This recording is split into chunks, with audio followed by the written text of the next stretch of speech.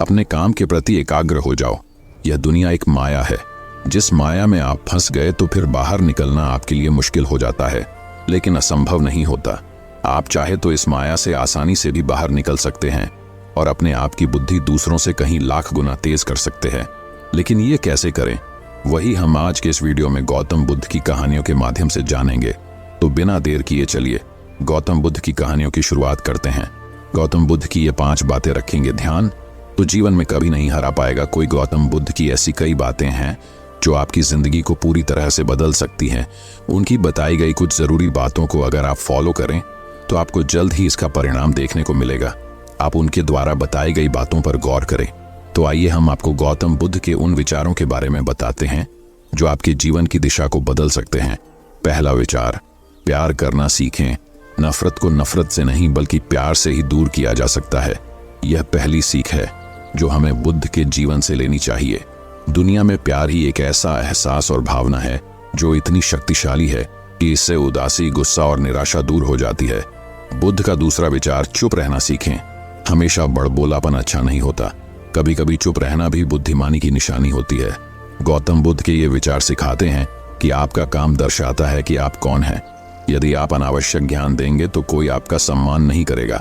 इसलिए शांत रहने और अपने आसपास की चीजों पर गौर करने में ही बुद्धिमानी होती है।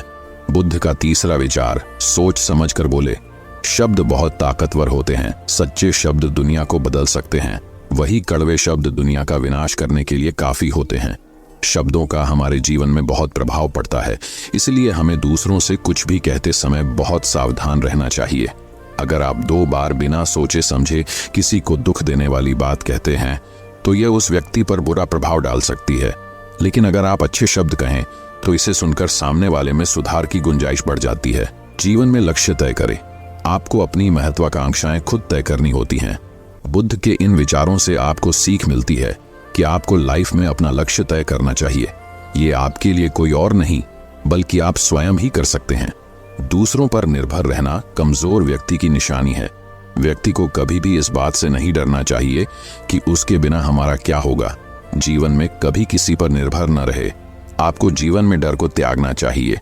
अगर आप इसे पकड़कर बैठे रहेंगे तो जीवन में सब कुछ पीछे छोड़ देंगे। इसीलिए डर को दूर करें, क्योंकि डर के आगे ही जीत है। तो चलिए बढ़ते हैं हमारे गौतम बुद्ध की दूसरी कहानी की तरफ, जिसमें गौतम बुद्ध ने बताया है कि असली बुद्धिमान कौन है। बुद्धिमान ये ऐसा शब्द है जिसे तारीफ और तंज दोनों की अंदाज में कहा जाता है। यदि कोई काम बिगड़ जाता है तो उसे तंज कसते हुए कहा जाता है कि खुद को बुद्धिमान न समझो। वही यदि किसी कार्य को सफलतापूर्वक कर दिया जाता है या किसी मुश्किल परिस्थिति का हल निकाल लिया जाता है तो हम कहते हैं बहुत बुद्धिमान है। लेकिन प्रश्न यह है कि वास्तव में बुद्धिमान कौन है और कैसे बना जा सकता है बुद्धिमान। बौद्ध धर्म के संस्थापक महात्मा गौतम बुद्ध के विचार और कहानियों से व्यक्ति को प्रेरणा मिलती है। गौतम बुद्ध के जीवन से जुड़ी ऐसी एक नहीं बल्कि कई कहानियां हैं जिससे कई समस्याओं का हल मिलता है। इन्हीं में एक है बुद्धिमान होने की परिभाषा। बुद्धिमान की परिभाषा और इसका सही अर्थ गौतम बुद्ध के जीवन से जुड़ी एक कहानी पर आधारित है। बुद्धिमान से जुड़ी गौतम बुद्ध की कहानी, एक गांव में एक लड़का था जिसका दिमाग बहुत तेज था। उसकी यह खासियत थी कि वह किसी भी चीज को बहुत ही आसानी और कम समय में सीख लेता था, जबकि उसी चीज को सीखने और समझने के लिए अन्य लोगों को काफी समय लग जाता था। लड़के की यह ख्याति दूर दूर तक फैल गई। सभी लड़के की तारीफ में कहने लगे कि उसके जितना बुद्धिमान कोई नहीं है। लड़का चित्रकारी, मूर्ति बनाना, गीत गाना जैसे अन्य कई चीजों को जानता था। अपनी प्रसिद्धि को बढ़ाने के लिए वह अन्य काम और चीजों को भी सीखने लगा। इस तरह से उसे अपनी बुद्धिमत्ता पर अहंकार हो गया, क्योंकि वह साधारण व्यक्ति होकर कई असाधारण काम भी आसानी से करने लगा था। एक दिन उस लड़के का सामना भगवान गौतम बुद्ध से हुआ। लड़के को खुद पर खूब अहंकार था और इस कारण उसे किसी से ईर्ष्या नहीं होती थी, क्योंकि वह खुद को ही श्रेष्ठ समझता था। लेकिन पहली बार उसे गौतम बुद्ध को देख ईर्ष्या हुई और वह अपनी तुलना बुद्ध के साथ करने लगता है। वह देखता है कि बुद्ध के पास भिक्षा मांगने के लिए एक कटोरा है और उसके पास अपार धन। बुद्ध ने साधारण वस्त्र धारण किए थे और उसके वस्त्र कीमती थे। बुद्ध नंगे पैर थे और वह नंगे पांव जमीन पर पैर भी नहीं रखता था। इस तरह से लड़का एक नहीं बल्कि कई चीजों से गौतम बुद्ध के साथ अपनी तुलना करने लगा। हर चीज से तुलना करने के बाद वह मन ही मन सोचता है कि आखिर मैं इस भिक्षु के साथ अपनी तुलना क्यों कर रहा हूँ। जबकि इसका और मेरा जीवन बिल्कुल अलग है। वहां मौजूद सभी लोग गौतम बुद्ध का सम्मान कर रहे थे। लड़का सोचने लगा कि आखिर इनमें ऐसा क्या है जो मुझ में नहीं है, जिस कारण मेरे भीतर इनके प्रति ईर्ष्या पैदा हो गई। अपने मन में चल रही जिज्ञासा को शांत करने के लिए वह बुद्ध के पास जाता है। वास्तव में कौन है बुद्धिमान, चलिए जानते हैं। बुद्ध के पास जाकर वह कहता है, मैं इस गांव का सबसे बुद्धिमान व्यक्ति हूं और आप अपने आसपास जो भी देख रहे हैं मैं वह सब करना जानता हूं। मैं किसी भी कार्य को बहुत कम समय में सीख लेता हूं, इसलिए सभी लोग मेरा सम्मान करते हैं। लेकिन फिर भी आपको देख मेरे भीतर ईर्ष्या पैदा हो गई, इसलिए मैं जानना चाहता हूं कि आपकी उपलब्धि क्या है। सभी आपको इतना आदर सम्मान क्यों दे रहे हैं? लड़के के सवाल का जवाब देते हुए बुद्ध कहते हैं, मेरी कोई उपलब्धि नहीं है, लेकिन तुम कह सकते हो कि मेरी यही एक उपलब्धि है। बुद्ध लड़के से पूछते हैं, क्या तुम्हें निंदा अच्छी लगती है? लड़का कहता है कि भला किसे निंदा अच्छी लग सकती है? बुद्ध कहते हैं कि जो तुम्हें अच्छा और बुरा लगता है, मैं इनसे भी ऊपर हूं। मुझे ना निंदा सताती है और ना अपनी प्रशंसा से प्रसन्न होता हूं। यही अंतर है तुम में और मुझ में। बुद्ध कहते हैं, तुमने सैकड़ों काम सीखे, लेकिन सबसे जरूरी काम को सीखना भूल गए। लड़का पूछता है, कौन सा काम? बुद्ध ने दिया बुद्धिमान होने का ज्ञान। बुद्ध कहते हैं कि क्या तुम्हें मन को नियंत्रण करना आता है? ये बात सुनकर लड़का समझ जाता है कि उसे बुद्ध से ईर्ष्या क्यों हुई। बुद्ध कहते हैं, जिसने संपूर्ण जगत जीत लिया लेकिन अपने मन को नहीं जीत पाया, उसने कुछ भी नहीं जीता। वहीं जिसने अपने मन को जीता लेकिन अपना सब कुछ गंवा दिया, फिर भी उसने सब कुछ जीत लिया। बुद्ध की यह बात सुन लड़के का अहंकार टूट गया। उसने बुद्ध से कहा कि क्या आप मुझे अपने मन को जीतना सिखा सकते हैं? बुद्ध कहते हैं, जरूर, लेकिन इसके लिए मैं तुम्हारी सभी उपलब्धियां छीन लूंगा। लड़का कहता है, मैं तैयार हूं। इसके बाद से ही लड़का ध्यान लगाने लगता है, क्योंकि ध्यान से ही मन को वश में किया जा सकता है। तो चलिए बढ़ते हैं हमारी तीसरी कहानी की तरफ। गौतम बुद्ध से जाने कैसे बने बुद्धिमान और वास्तव में कौन है बुद्धिमान। बुद्धि ऐसा बल है जिससे हर असंभव चीज को भी जीता जा सकता है। लेकिन बुद्धिमान कौन है और कैसे बना जा सकता है बुद्धिमान, इसका सटीक अर्थ गौतम बुद्ध की इस कहानी में मिलता है। भगवान बुद्ध अपने शिष्यों के साथ एक वन से गुजर रहे थे। जेठ की तपती दोपहरी थी। गर्मी और लंबी यात्रा से वे थक गए थे। उन्हें जोरों की प्यास भी लगी थी। बुद्ध एक छायादार पेड़ के नीचे रुक गए और उन्होंने शिष्य आनंद से कहा, अभी कुछ देर पहले हमने मार्ग में एक झरना देखा था, जाओ और वहां से पानी ले आओ, जोरों की प्यास लगी है।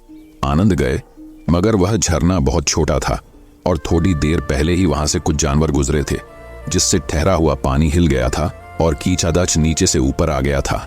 पानी पीने लायक नहीं रह गया था। आनंद लौटकर बुद्ध के पास आए और कहा, जानवरों के झुंड के वहां से गुजरने से पानी गंदा हो गया है, वह पीने लायक नहीं है। अगर आप आज्ञा दें तो यहाँ से कुछ दूरी पर एक नदी है, वहां से जल लेकर आता हूँ। बुद्ध ने कहा, उसी झरने पर एक बार फिर जाओ। बुद्ध का आदेश पाकर आनंद को फिर वहीं जाना पड़ा। हालांकि उसका मन नहीं था, वह जानते थे कि पानी गंदा ही होगा, पर बुद्ध की आज्ञा का भी पालन करना था। पहले की ही तरह गंदा पानी देखकर वह वापस लौट आए और बुद्ध से बोले, मैंने पहले ही कहा था कि वह पानी पीने योग्य नहीं है। बुद्ध मुस्कुराए और उन्होंने कहा, एक बार फिर वहीं जाकर देखो तो आनंद, शायद साफ पानी मिल जाए। आनंद तीसरी बार झरने पर पहुंचे। उनके आश्चर्य का ठिकाना न रहा। पानी पूरी तरह साफ हो गया था। वह पानी लेकर खुशी खुशी वापस लौटे और बुद्ध के चरणों में गिर पड़े। उन्होंने कहा, आपने आज फिर मुझे एक बहुत बड़ी सीख दी। कुछ भी स्थायी नहीं है, सिर्फ धैर्य चाहिए। दोस्तों, जीवन में हर चीज पाने के लिए धैर्य और संयम होना एक विद्वान पुरुष की निशानी है। तो आप भी अपने अंदर धैर्य और संयम रखें। तो चलिए बढ़ते हैं हमारी बुद्ध की रहस्यमयी चौथी कहानी की तरफ। एक पुरानी कहानी इसी मंथन को साधे जाने से संबंधित है। संभव है ये कहानी आपकी जिंदगानी बदल दे। कहानी यूं है, गौतम बुद्ध जिन दिनों वाराणसी के पास प्रवास कर रहे थे और उनका जीवन उनके कुछ साथियों के साथ भिक्षा पर चल रहा था, उन दिनों उनके एक अति प्रिय शिष्य को एक बार कहीं भीख नहीं मिली। उदास भाव से वो लौट रहा था कि अचानक उसके कटोरे में मांस का एक टुकड़ा आ गिरा। शिष्य बहुत हैरान हुआ कि ये कहां से आया। उसने ऊपर देखा तो पाया कि एक चील अपने पंजे में इसे ले जा रही थी और वही उसके पंजे से छूटकर कटोरे में आ गिरा है। शिष्य बहुत हैरान और परेशान रहने के बाद आखिर में बुद्ध के सामने गया और उसने सारी कथा उन्हें कह सुनाई कि प्रभु, आज कुछ नहीं मिला, बस ये मांस का एक टुकड़ा मेरे पात्र में आ गिरा। बुद्ध ने उसे समझाया कि अब जो मिला वही तुम्हारी किस्मत, तो तुम उसका अनादर मत करो और उसे ही पकाकर खा लो। शिष्य ने ऐसा ही किया। मांस बहुत स्वादिष्ट पका। बुद्ध के तमाम शिष्य इस पूरी घटना को देख रहे थे। पहले तो मन ही मन सोच रहे थे कि आज मांस लाने की वजह से उस अति प्रिय शिष्य को डांट पड़ेगी, लेकिन यहाँ तो मामला ही उल्टा हो गया था। कहाँ बाकी शिष्य वही सादा भोजन ग्रहण कर रहे थे और वो मांसाहारी भोजन कर रहा था। इस घटना को देखकर बाकी शिष्यों ने भी धीरे धीरे कहीं से मांस उठाकर लाना शुरू कर दिया और आकर बुद्ध से कहने लगे कि प्रभु, आज कुछ नहीं मिला, बस यही मांस का टुकड़ा मिला है। बुद्ध उसे देख मुस्कुराते और कहते, जो मिला उसे ही स्वीकार करो। एक दिन एक शिष्य ने बुद्ध से पूछा कि भगनव, आप जानते हैं कि ये झूठ बोलकर मांस पकाकर खा रहे हैं, फिर आप इन्हें रोकते क्यों नहीं? बुद्ध ने कहा कि रोकने से कोई नहीं रुकता, जिसे रुकना होता है वो खुद रुकता है। और वो रुकना भी क्या रुकना जिसमें मन न रुके, और अगर मन ही न रुके तो तन के रुकने का कोई अर्थ नहीं होता। ऐसे में जिसे जिसे जो अच्छा लगता है उसे करने दो।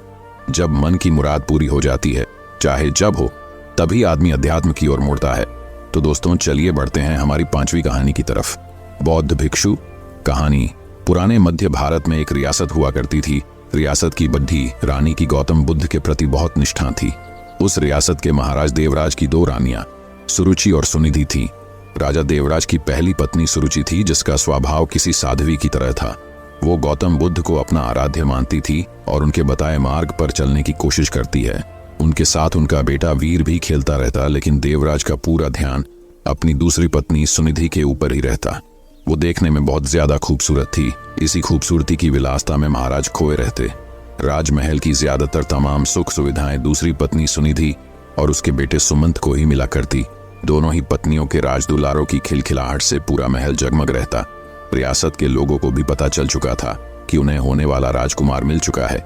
राज्य के लोग अक्सर सोचा करते कि भविष्य में राजगद्दी पर कौन बैठेगा, तो इस पर ज्यादातर लोगों का मत तो सुरुचि के पुत्र वीर के ऊपर ही था कि भविष्य के राजा वही होंगे, क्योंकि धर्म और नीति के अनुसार बड़े पुत्र को ही राजगद्दी मिलनी चाहिए। लेकिन समय की लकीरों को कुछ और ही मंजूर था। देवराज की पहली पत्नी सुरुचि का स्वभाव बड़ा शांत और न्याय संगत था। वो न्याय, धर्म और बौद्ध धर्म की बातें किया करती। माँ की संगत पाकर बेटा वीर भी उसी स्वभाव का हो गया था। वीर अब बड़ा हो रहा था। उसका स्वभाव ऐसा हो गया कि उसे जो भी मिलता वो भी माँ की तरह संतोष कर लेता। समय का चक्र चलता है और एक दिन रियासत का दरबार सजा हुआ था। उसी दिन भावी राजकुमार के नाम की घोषणा भी की जानी थी। सभी इस बात को लेकर आत्मविश्वासी हुए पड़े थे कि होने वाला राजकुमार वीर ही होगा। महाराज अपनी पत्नी सुनिधि के साथ सिंहासन पर बैठे हुए थे। महाराज छोटे बेटे सुमंत को दुलार रहे थे। वहीं वीर अपनी मां सुरुचि के साथ दरबार में बैठा हुआ था। सभी पुरोहितों ने वीर की मां को बता दिया था कि आज राज दरबार में वीर के राज तिलक की पूजा है, उसे तैयार करके लाना। वीर की मां सुरुचि ने भी बड्ढे दुलार से अपने बेटे को तैयार किया और ईश्वर के सामने प्रार्थना की और माथा टिकवाया। महल में शंख बजने शुरू हुए। पुरोहितों ने वीर का नाम भी लिया। बालक वीर सौम्य अंदाज में पिता की गद्दी की तरफ बढ़ा और अपने पिता का आशीर्वाद लिया। पिता आशीर्वाद देने के लिए हाथ उठाते कि दूसरी रानी सुनिधि ने पीछे धकेल दिया। वीर की आंखों से आंसू गिरने लगे। भरे राज दरबार में गुस्से से लाल रानी सुनिधि ने वीर की कलाई को मोड़ दिया था। उन्हें सिंहासन पर पहुंचने से रोक दिया। फिर सुनिधि ने अपने कड़ीडीढ़े शब्दों और सख्त आवाज में कहा कि तुम इस सिंहासन और महाराज की गोद में बैठ नहीं सकते। सिंहासन में बैठने वाला काबिल हो या ना हो, वो चहेती रानी का पुत्र ही होना चाहिए। तुम दासी के बराबर वाली रानी के पुत्र हो। सिंहासन पर मेरा पुत्र सुमंत ही बैठेगा और जो सिंहासन पर बैठेगा जनता उसी को राजकुमार मानकर आदर सम्मान देगी। तुम जाओ अपनी माता के पास और बुद्ध की सेवा करो। मेरे रहते तुम्हें आत्मसम्मान कभी नहीं मिल सकता। जाओ, पहले अपना भाग्य बदल कर आओ। राजकुमार बनने के लिए तुम्हें मेरी कोख से जन्म लेना पड़ेगा। यह सब सुनकर पूरा राज दरबार हक्का बक्का रह गया। सबको आश्चर्य भरी नजरों से महाराज देवराज की ओर देखे जा रहे थे कि महाराज कुछ बोल क्यों नहीं रहे। लेकिन महाराज बोलते भी क्या, वे नजरें झुकाए बैठे थे, क्योंकि उनकी आंखों और मन पर तो रानी सुनिधि की खूबसूरती और विलासता का पर्दा पड़ेढ़ा हुआ था। ऐसे में भला वो रानी का विद्रोह कैसे कर सकते थे? अगर वो रानी का विद्रोह करते तो उनकी विलासता भरी रातें कैसे रंगीन होती। खूबसूरत जिस्म का आनंद लेने से वंचित हो जाते। वीर को अपनी सौतेली माँ की बातों से ज्यादा बुरा अपने पिता के चुप रहने का लगा। कुछ देर बाद वो राजमहल के बाहर चला गया। संध्या आरती का समय होने चला था। वीर की मां सुरुचि ने वीर को अपने पास बुलाया। वीर का चेहरा देखकर वो घबरा गई। वीर ने उनसे कहा कि मां, पिताजी हमारे साथ ऐसा क्यों करते हैं? अब हमारा क्या होगा? क्या मुझे कभी किसी का मान सम्मान प्राप्त नहीं हो पाएगा? जवाब देते हुए वीर की मां ने अपनी उंगली से मंदिर की तरफ इशारा किया। यह कमरा कुछ दूरी पर था और इसमें महात्मा बुद्ध की प्रतिमा यानी मूर्ति रखी हुई थी। वीर ने इशारा करते हुए पूछा, वहां क्या है मां? जवाब देते हुए मां बोली, वो महात्मा बुद्ध है, वहीं तुम्हें सिद्ध बनाएंगे, उनकी शरण में जाओ बेटा। बुद्धम शरणम गच्छामि। ये पंक्ति सुनते ही वीर ने बहुत अच्छा महसूस किया। सुरुचि बोली, बेटे तुम्हारे लिए इस सिंहासन से भी कहीं बड़ था और आगे का सिंहासन बना हुआ है, इसलिए उस सिंहासन की लालसा व मोह त्याग कर उस बद्धे सिंहासन को प्राप्त करो। जब तुम उस सिंहासन पर बैठोगे तो, लेकिन उसे पाना इतना आसान नहीं। जीवन के उस सिंहासन तक तुम्हें महात्मा बुद्ध की शिक्षाएं लेकर जाएंगी। लेकिन वीर को अब भी ये समझ नहीं आ रहा था, माँ आखिर किस तरह के सिंहासन की बात कर रही है जो राज सिंहासन से भी कहीं बड़ा है। उसके कानों में तो अभी भी सौतेली माँ के ताने गूंज रहे थे कि वो अभागा है। लेकिन वीर की माँ ने देर नहीं की और उसे बुद्ध की मूर्ति के सामने लाकर खड़ा कर दिया और कहा कि अब सिर्फ महात्मा बुद्ध ही तुम्हारा कल्याण करेंगे। तुम उन्हीं के बताए मार्ग पर चलो, उनकी शिक्षाओं का अनुसरण करो, तुम्हें पता चल जाएगा कि जीवन का असली सुख कहाँ है। वीर ने माँ से सवाल किया कि माँ, क्या बुद्ध का स्थान पिता से भी बढ़कर है? वीर की माँ ने मुस्कुराते हुए कहा कि महात्मा बुद्ध सबसे ऊपर है। माँ की इस बात से वीर ने प्रेरित होकर कहा कि माँ, अब से मैं बुद्ध जी की गोद में ही बैठूंगा, उन्हीं के बताए मार्ग व विचारों का पालन करूंगा। मैं कठिन से कठिन साधना करके उन्हें प्रसन्न करूंगा, इनकी शिक्षाओं को अपने जीवन में उतारूंगा। वीर ने बड़े दृढ़ निश्चय से कहा कि देख लेना माँ, एक दिन बुद्ध मुझे अपनी गोद में जरूर बैठाएंगे। रानी सुरुचि अपने बेटे की इन मासूम बातों को सुनकर हैरान थी। माँ ने वीर को गोद में उठाया और कहा कि पूरे मन से बुद्ध की बातों का अनुसरण करो। वीर भी गोद से उतरते हुए जवाब दिए कि आज से मेरे आराध्य बुद्ध हो गए हैं। कुछ ही दिन वीर बुद्ध की रोजाना नियमबद्ध उपासना करता हुआ ध्यान मग्न होने लगा। बुद्ध अब राजमहल छोड़ने का फैसला कर लिया। जो लड्डी का कल तक अपनी माँ के पल्लू में छिपा घूमता रहता था, वो आज महल छोड़कर जंगल जाने का फैसला ले रहा है। इतने बड़े फैसले और जीवन परिवर्तन से सभी हैरान थे और माँ को भी चिंता हो रही थी। माता पिता को प्रणाम कर वीर अब बुद्ध ज्ञान लेने जंगल की ओर निकल गया। महाराज देवराज को भी अपनी गलती का एहसास होने लगा, लेकिन अब भी वो कुछ ना कर पाए। वीर बुद्धम शरणम गच्छामि शब्दों का निरंतर जाप करता हुआ अपने पथ पर निकल गया। कोसों दूर पहुंचने के बाद वीर की मुलाकात एक बौद्ध भिक्षु से हुई। वो एक कुटिया में रहा करते थे। वहां उनके कुछ शिष्य भी थे। वीर ने बौद्ध भिक्षु से ज्ञान मांगा और कहा कि उन्हें बुद्ध से मिलना है। इसके जवाब में बौद्ध भिक्षु ने महात्मा बुद्ध की कहानी बताते हुए कहा कि खुद को जान लेना ही बुद्ध को जान लेना है। लेकिन फिर भी वीर ने बुद्ध से मिलने की जिद नहीं छोड़ दी। तब बौद्ध भिक्षु ने कहा, तुम अभी आराम करो, मैं कल सुबह तुमसे बात करूंगा। पूरी रात गुजर गई और वीर बुद्धम शरणम गच्छामि का जाप करता रहा। सुबह हुई तो वीर ने बौद्ध भिक्षु से फिर सवाल किया। भिक्षु ने जवाब में कहा कि अभी मेरी एक अंगूठी खो गई है, उसमें मेरी जान बसती थी, उसे खोज दो, फिर मिलवाता हूँ। वीर पूरे मन से उस अंगूठी को खोजने में लग गया। सुबह से रात हो गई, लेकिन अंगूठी नहीं मिली। फिर बौद्ध भिक्षु ने वीर को दिया लेने के लिए कुटिया के अंदर भेजा। वहां पहुंचकर वीर ने देखा कि अंगूठी तो अंदर ही संभाल कर रखी हुई है। यह दृश्य देखकर वीर को बहुत दुख हुआ। उसने बौद्ध भिक्षु से कहा कि जब आपने अंगूठी को अंदर ही रखा हुआ था तो आपने मुझसे बाहर क्यों तलाश करवाया? इसका जवाब देते हुए बौद्ध भिक्षु बोले कि ठीक इसी तरह बुद्ध भी तुम्हारे अंदर विराजमान है, फिर भी तुम उन्हें बाहर क्यों खोज रहे हो? कि हौद को मोह सम्मान, लालच, बुराली, अपमान, क्रोध, क्रूरता, ईर्ष्या जैसे भावनाओं से मुक्त कर दो। किसी की बातों का बुरा मानना, क्रोध करना और किसी भी प्रकार लालसा मन से त्याग दो। बस इतना ही करना, फिर देखना बुद्ध तुम्हें तुम्हारे अंदर ही मिल जाएंगे। इसके बाद वीर जब ये भी समझ गए कि बुद्ध एक साधारण पुरुष से कैसे महात्मा बुद्ध बने थे, तब इसका उनके मन पर बहुत प्रभाव हुआ। वह बहुत प्रेरित हुए। वीर ने अब गहरे ध्यान में डूबकर बुद्ध की उपासना आरंभ कर दी। जैसे जैसे वीर का ध्यान गहरा होता गया, उसी तरह वीर को आत्मज्ञान की प्राप्ति होने लगी। एक वक्त ऐसा आया कि वीर की सारी चाहतें मर गई। वीर के मन से सभी लालसाएं खत्म हो गई। वीर को अद्भुत आनंद का एहसास हो रहा था। लंबे वक्त तक नियमबद्ध तरीके से ध्यान करते रहने से उन्हें आत्मज्ञान की प्राप्ति हुई थी। अब वीर के मुख का अद्भुत तेज देख लोग उन्हें महासंत कहने लगे। यह बात कुछ समय बाद मध्य रियासत तक पहुंच गई कि पर्वत की शिला में कोई बड़े प्रतापी तेजस्वी बौद्ध भिक्षु ध्यान में मग्न रहते हैं। राजमहल की तरफ से उन्हें बुलावा भेजा गया। रियासत की हालत ठीक नहीं चल रही थी, क्योंकि महाराज का दूसरा बेटा विलासता में बर्बाद हो चुका था। सुनिधि का हुस्न व खूबसूरती भी उम्र के साथ ढल चुकी थी। वही दूसरी ओर वीर की समृद्धि दूर दूर तक फैलती जा रही थी। एक दिन था जब वीर को सिंहासन पर बैठने के लायक नहीं समझा गया था। एक दिन और आया, बौद्ध भिक्षु के रूप में वीर ने राजमहल में कदम रखा। प्रजा की आंखों में आंसू भी थे और सम्मान भी। महाराजा और सुनिधि हाथ जोड़ते पछतावे के आंसू रो रहे थे।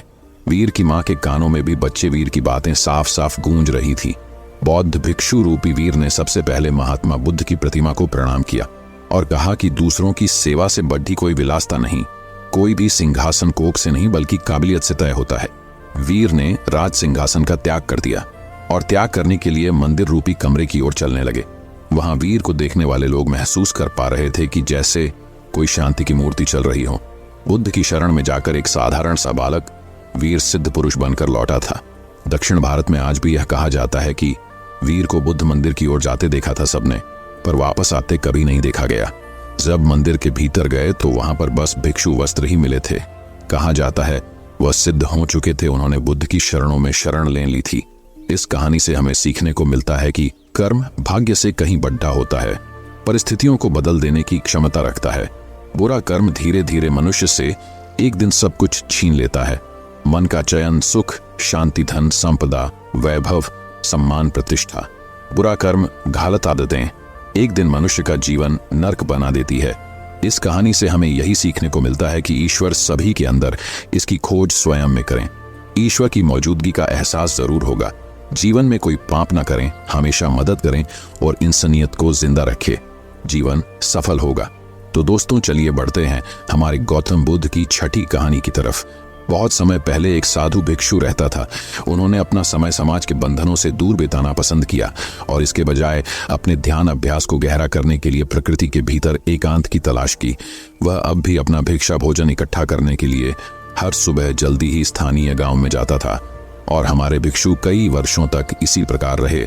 एक दिन दोपहर को हमारे भिक्षु को अपना भिक्षा भोजन प्राप्त करने के बाद उसे अपना सामान्य ध्यान गद्दी मिली और समाधि ध्यान का अभ्यास करना शुरू कर दिया और अपनी सांसों के प्रति जागरूक होना शुरू कर दिया। उनकी एकाग्रता इतनी अधिक हो गई कि हमारे भिक्षु बहुत देर तक बैठे रहे। उसने बड़े सांप को करीब और करीब आते नहीं देखा। हमारे भिक्षु अपनी एकाग्रता में इतना लीन थे कि वह एक पेड़ की तरह शांत हो गए थे। बड़े सांप ने मौन और शांत भिक्षु पर ध्यान भी नहीं दिया, जो एक पेड़ की तरह स्थिर होकर ध्यान कर रहा था। उसने जो कुछ देखा वह भिक्षुओं के उन वस्त्रों में एक अच्छी गर्म सोने की जगह थी, जो उसके क्रॉस किए हुए पैरों के चारों ओर लिपटी हुई थी और धूप में थी। हमारा सांप भिक्षुओं की गोद में चिपक गया और गहरी नींद में सो गया। हमारे भिक्षु के साथ गहन ध्यान मग्न एकाग्रता में लगभग 1 घंटा इसी तरह बीत गया और हमारा सांप उसकी गोद में सो गया। धीरे धीरे भिक्षु ने अपना ध्यान अपने परिवेश पर लौटाया और उसे अपनी गोद में एक असामान्य वजन का एहसास होने लगा। आप भिक्षु के आश्चर्य की कल्पना कर सकते हैं जब उसने उसकी गोद की ओर देखा। पीतल जैसा साहसी एक बहुत बड़ा सांप सचमुच उसकी गोद में छिप गया था और गहरी नींद में सो गया था। भय ने हमारे भिक्षु को जकड़ लिया और उन्होंने तुरंत अपनी आंखें बंद कर लीं और फिर से ध्यान करना शुरू कर दिया।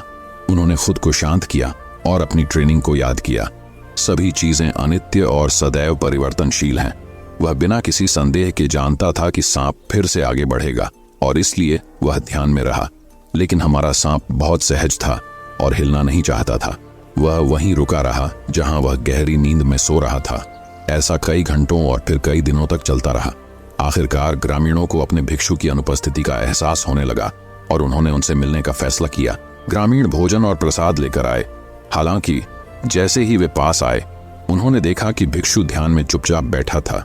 वे सभी भिक्षु की शांति और उसकी शांति में इतने खोए हुए थे कि उन्हें ध्यान ही नहीं आया कि सांप उसकी गोद में गहरी नींद में सो रहा है। धीरे धीरे प्रत्येक ग्रामीण ध्यान करने वाले साधु के प्रति सम्मान पूर्वक झुक गया और अपना प्रसाद और हमारे साधु को उसके ध्यान पर छोड़ दिया। कई कई दिनों तक जिंदगी ऐसे ही चलती रही।